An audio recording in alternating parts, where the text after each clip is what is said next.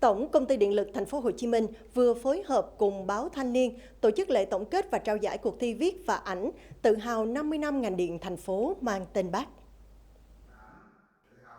Diễn ra trong hơn 3 tháng, cuộc thi năm nay nhận được 767 tác phẩm gửi về tham dự, gồm 528 bài viết và 239 ảnh đơn album ảnh. Trong đó có 135 bài viết hay được chọn đăng báo in và báo điện tử Thanh niên.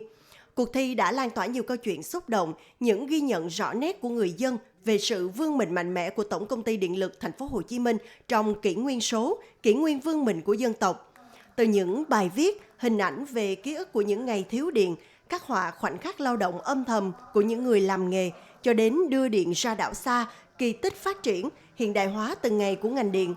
Tại lễ tổng kết và trao giải, ban tổ chức đã trao 1 giải nhất, 2 giải nhì, 3 giải ba và 20 giải khuyến khích cho mỗi hạng mục bài viết, ảnh.